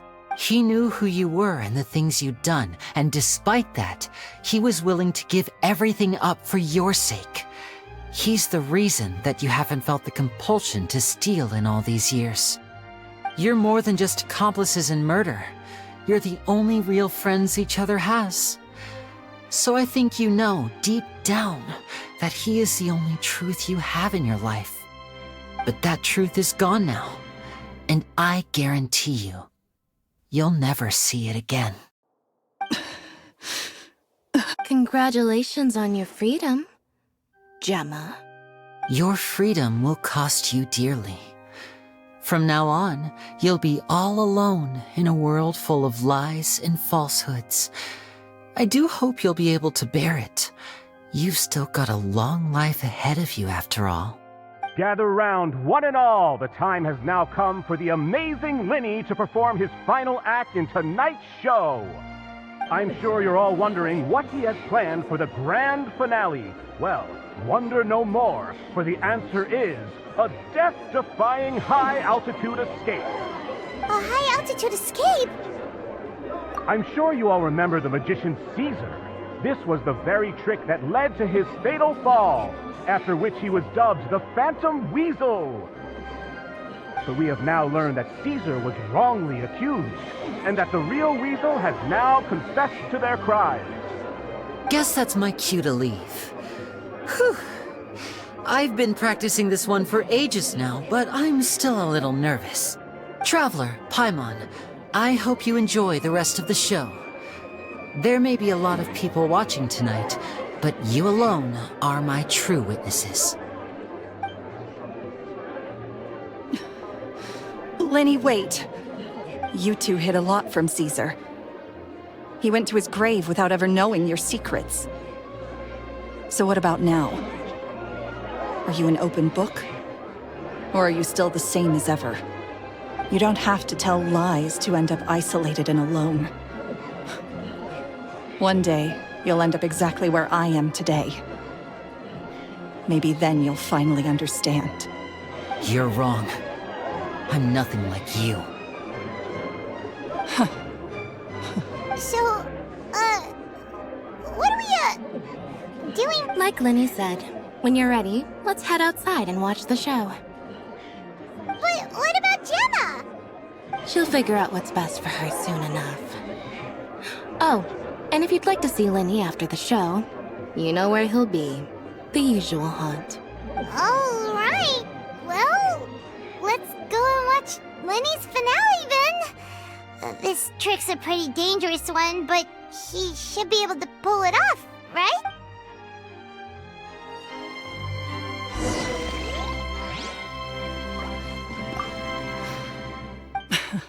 Sometimes I think I'm like a gambling addict.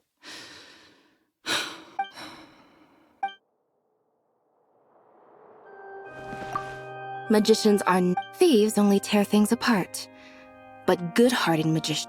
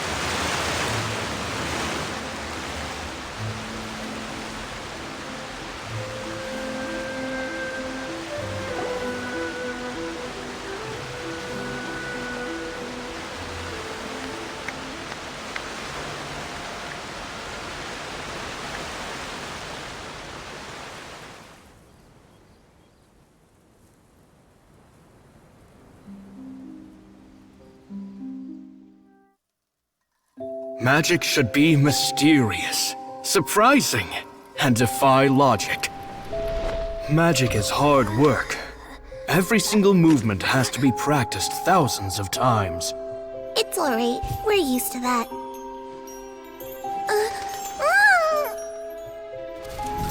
We're sorry. You've taught us so much, but we can't tell you the whole truth. It's okay. Do you still remember what I told you? This world is full of lies and falsehoods. I only hope that one day, you can find your own truth. What about you? Have you found your truth? Magic is my truth. I want to perform a magic trick so great that people will always think of me when they talk about it. For a magician, what greater honor could there be? Look! Behold! Lyney is sealed inside the box. Will he manage to escape? 10 years ago, Caesar attempted this very trick, and it was at this precise moment that...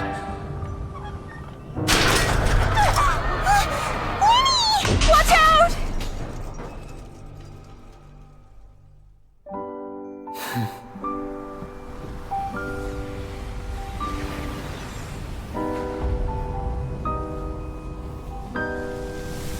Mysterious. Surprising. And logic-defying. Isn't that right? This honor belongs to you, Caesar.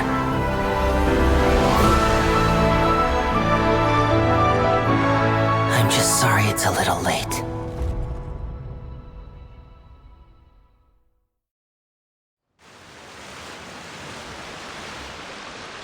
Did you see that?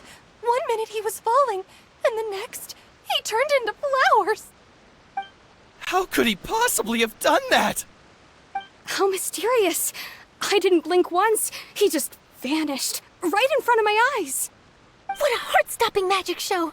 This was really worth the trip. Caesar's name has finally been cleared, and Fontine's new star magician Lyney has fulfilled a wish on his behalf. Oh, I couldn't ask for a better grand finale. It will make a great headline for the Steambird tomorrow, even if I do say so myself. Looks like everyone really loved Lyney's grand finale. Paimon doesn't see Lyney anywhere. Where'd he go? Oh, Lynette said he'd be waiting for us at the usual hunt. But, oh, you mean the one where Caesar's buried? Yeah, that's probably it. This whole magic show kinda seemed like Lyney's way of saying goodbye to Caesar. So it makes sense that that's where he'd be afterward. Alright, let's go.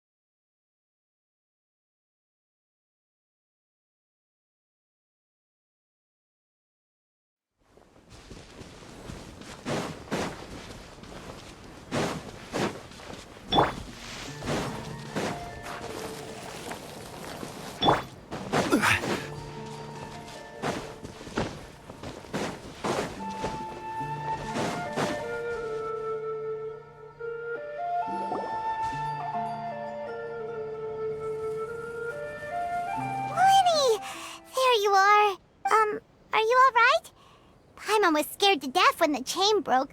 Paimon was sure something had gone horribly wrong. Magic is a performance art. A magician has to get creative to keep the audience on tenterhooks. That's our job. So I tweaked Caesar's original setup a little to keep it fresh. I was honestly a little nervous during the live performance. The thought of falling, suddenly feeling weightless, seeing the sky and the ground spinning, and sometimes I can't help but wonder what Caesar thought in those final moments. Did he regret taking Gemma and Lorenzo on? Or did he believe that it was his own slip-up right until the end? You know, Paimon's been wanting to ask you about something ever since we were in Caesar's workshop. You learned magic from Caesar once, didn't you? When was that? After I joined the House of the Hearth. To be honest, Lynette and I had an agenda when we approached him. I told you about my past before, remember? As a young boy, I survived by secretly learning magic from street performers. I'd watch their tricks and try to figure out how they were done. But I quickly realized that observation alone could only get me so far. What I saw was the polished final performance, but the rigorous training they put in behind the scenes remained invisible to me. I needed to learn how to improve my sleight of hand, hone my misdirection skills, and make niftier props. We were gifted enough that we'd made some progress by ourselves, but without proper guidance from a professional magician, we quickly plateaued. So that's why you sought Caesar out? Yes. We figured there was no harm in asking, but it took us by surprise that he was so willing to teach us. In all, we only spent 10 short days together, but he was very good to us. By contrast, we hid so many things from him. For instance, when he asked why I wanted to learn magic, I answered, "It's my passion." But in truth, there was already a lot more to the story by then. After being taken in by an aristocrat for our magic talent, then betrayed soon after, this was no longer about me doing what I loved. What amazed me was how the lie escaped my lips even as I was hesitating over whether to tell him the truth. Trust is a beautiful thing. Sadly, I'd forgotten how to trust by then. Lyney. Still worried about the way I feel? You really are a gentle soul, aren't you? But don't worry, I'm used to it now. From the mansions of the elite to the House of the Hearth, lies and selfishness have followed me and Lynette everywhere we go. After Caesar went on tour, we became busy with our missions. The next we heard of him was that he'd fallen to his death, and was now declared to be the Phantom Weasel. That night, I remembered his smile. But as I lay there, I didn't know what to say to him. To keep secrets is to put up walls. The longer you keep them up, the less you let people in. Then, one day, you look around and realize your life is like an empty auditorium after a show, full of seats once occupied by all the people who left. But I guess that's the price we have to pay. You only realize how much someone really meant to you when you lose them completely. That's why I was so confident this would hurt Gemma.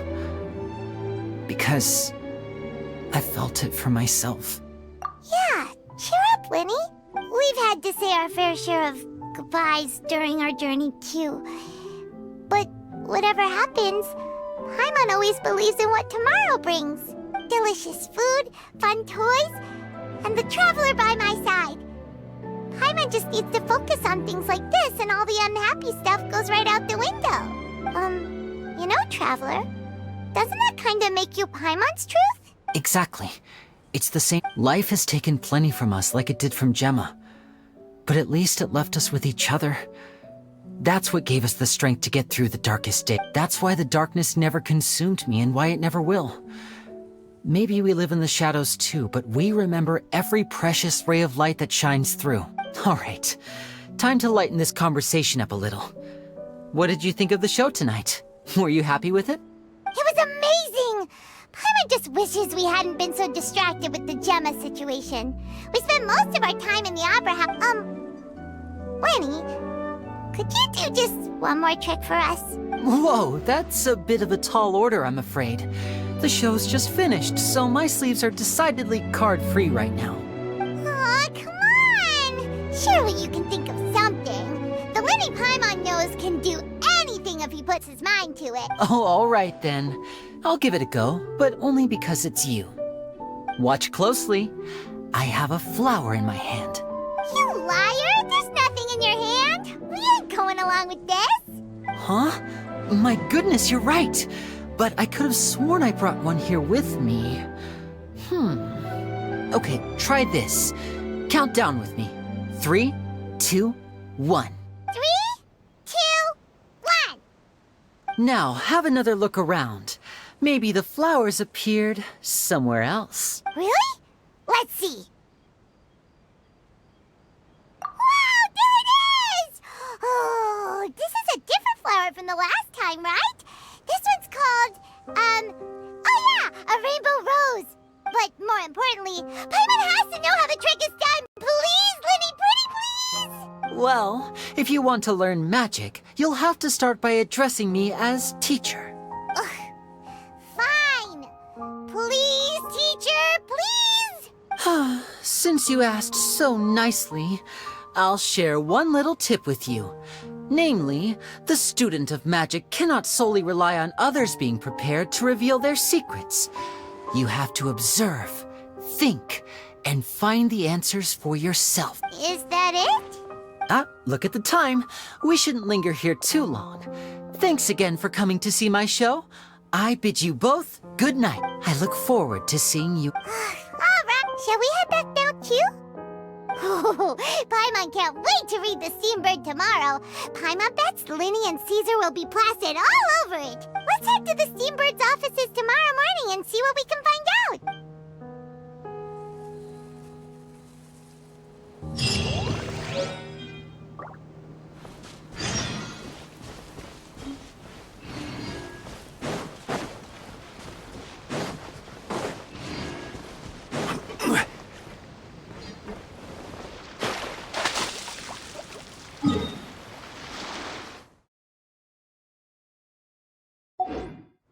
I only know things that have a name.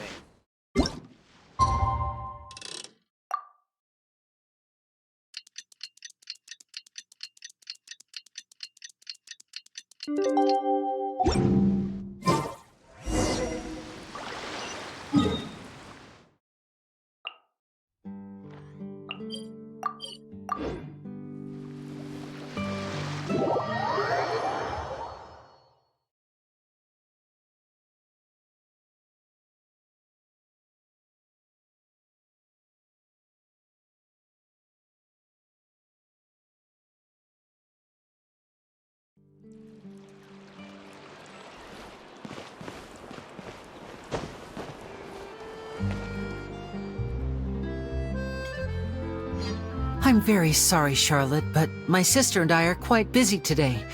I'm afraid we'll have to decline this interview. Oh, please, Lyney, I'll only take a moment of your time, if you would be so kind. Huh? What's happening here? I spent all night writing my piece about the Phantom Weasel, and it was going to go to print this morning, but just as dawn broke, I suddenly received news that Caesar's fiancée, Gemma, had contacted the guards and confessed to having been the real Phantom Weasel all along. That was quick.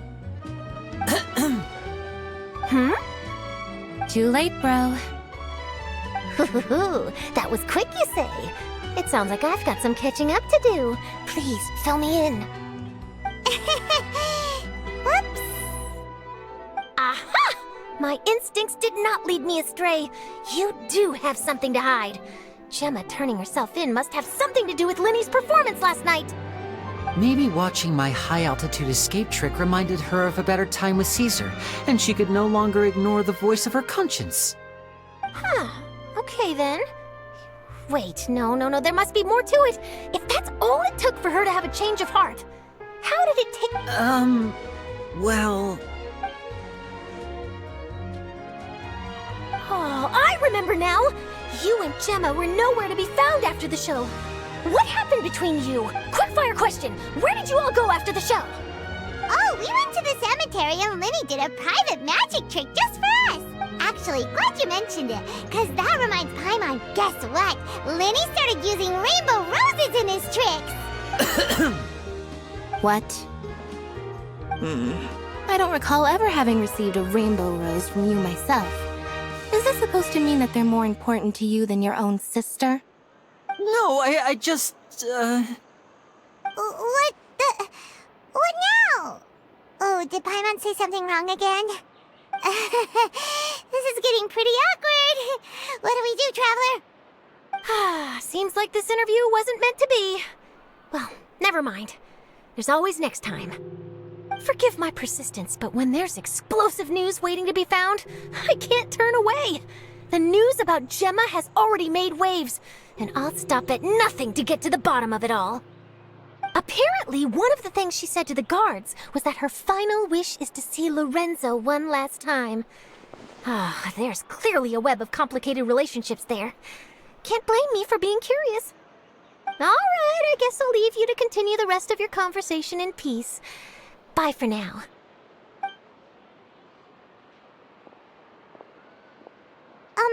Lynette? Paimon didn't mean to... Don't worry, I wasn't angry. I was just trying to distract her. Oh, really? Oh, thank goodness. You scared Paimon there. Phew. You and me both, Piamon. You and me both. At least it did the job, right? Please, take good care of that rainbow rose. I'd be really upset if you lost it.